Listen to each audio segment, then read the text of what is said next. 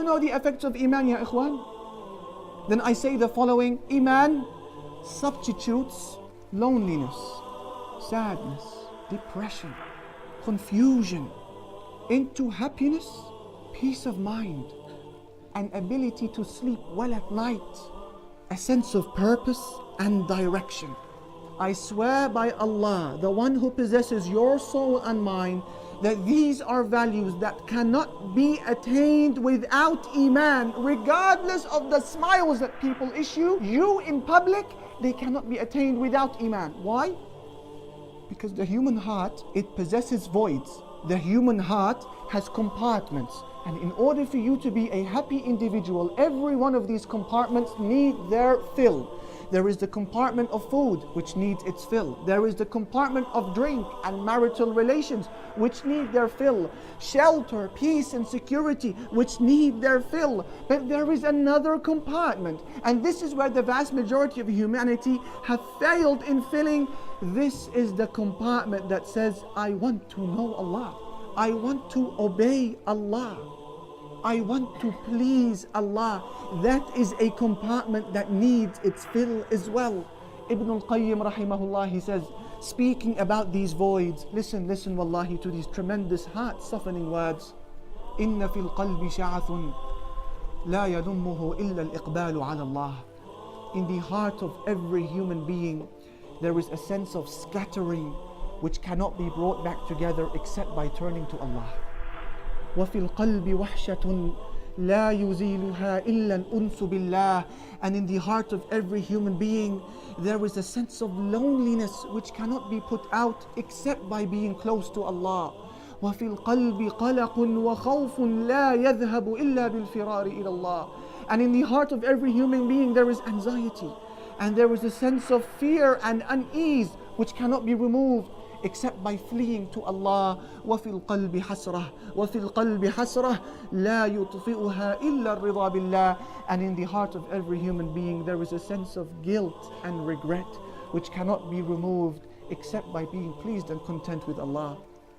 I will never forget the story of the British man who embraced Islam for one of the strangest reasons that you will ever hear. And I heard this story through one of the mashayikh, one of the scholars of Egypt, speaking about a British man who embraced Islam in Hyde Park. What does he say? He said, Ya Sheikh, I embraced Islam so that I can sleep. The Sheikh said to him, brother, come on, we have enough people sleeping in our ummah. You want to be another sleeper as well? The ummah is already asleep. Subhanallah, may Allah Almighty bring the ummah back to its wakeful state. Ya Sheikh, I wanted to sleep. And they laughed and they joked together and they had a good time. Then he said to him, tell me about your story, my brother. He said, Ya Sheikh, I was a man who used to struggle so much at night to get an hour or two of sleep. And I would take all sorts to put me to bed. Heroin, injections, my room would be air conditioned, the most expensive beds I possessed, and I couldn't nap it out. I couldn't put myself to sleep. He said, one day I was sat on my balcony, looking over into Hyde Park, and then he said, I saw one particular individual walking in the park, and then when he got a little bit tired, he went under a tree, put his head down and fell asleep instantly. And he started snoring as well. And he couldn't believe what he was seeing. I mean, there's him injecting himself to sleep and he still can't pull it off. So he comes down, enters the park, and he wakes him up. The poor man wakes up. What happened? He says, who are you? He says, I'm a Muslim. He said, what does it mean to be a Muslim? And he began to explain to him the basic pillars of Islam in a very simple way, because he was a very simple man. And then he said to him, do all Muslims sleep like this? And he began to explain to him and elaborate who Allah and the Messenger and the Quran is. And then he said to him, I want to embrace Islam so that I can sleep like you. Allahu Akbar. See, you take this for granted. So he takes him by the hand and they go to the local Islamic center, and he utters his shahada. He embraces Islam.